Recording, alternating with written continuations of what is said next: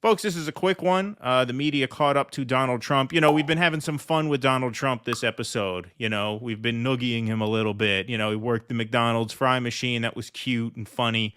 His set at the Al Smith dinner was cute and funny. But like a punch to the face, reality hits. Here he is being asked if he spoke with Netanyahu since the killing of Yahya Sinwar. About it? He's called me, yes.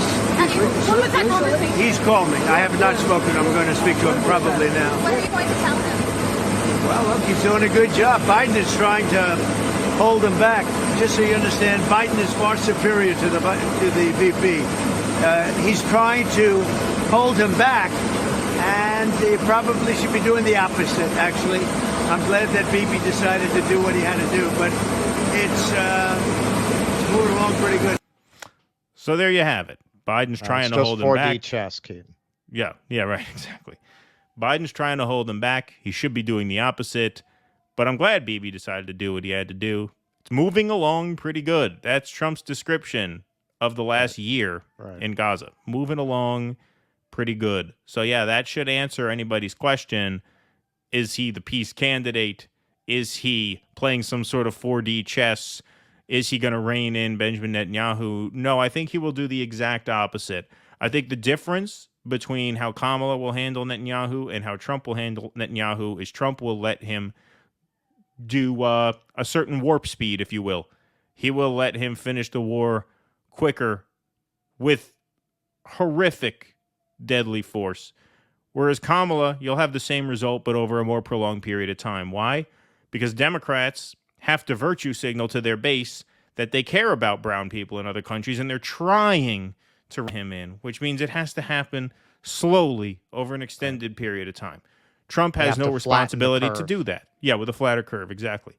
Trump has no responsibility to do that since his base doesn't seem to care about this issue very much. So to any MAGA viewers who are watching, if you care a lot about this, you should let Trump know about it. Maybe create some pressure. That's the only place it can come from. If you guys are not making any noise about this, he's not going to rein Benjamin Netanyahu in at all. So gaslighting people about how no, he's not giving away his real plan. He's gonna make a play for peace when he gets in. That ain't gonna do it.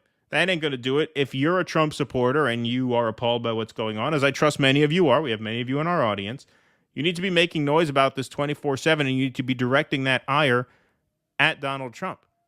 You have more influence over him than anyone else. Trump wants to be liked. He wants to be loved. So it's going to fall to his base to actually protest him. Are you guys going to do that? If Trump wins, we know the libs are going to have their freak out protests in January and February, right?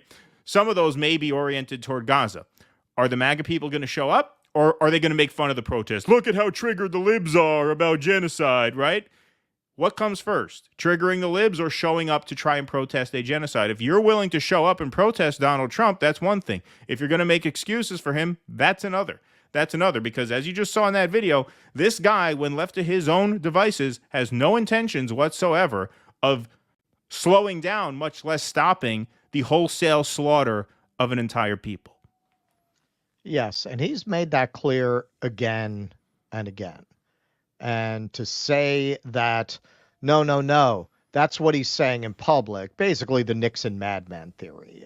That's what he's going to say in public to get leverage, and then he's going to negotiate a peace.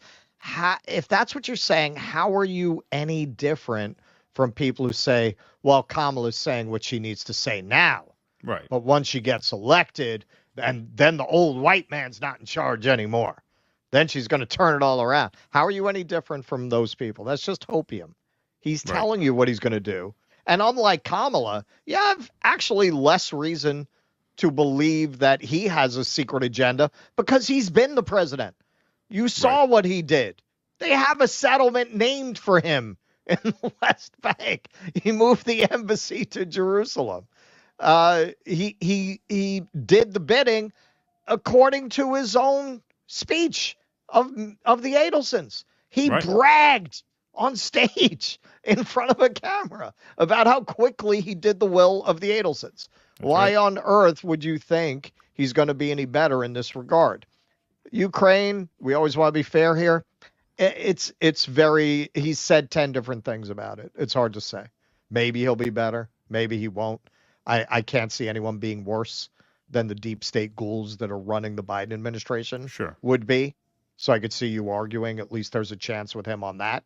But on Israel, he's going to get completely behind the Greater Israel Project, which is really what's going on here. Please clap.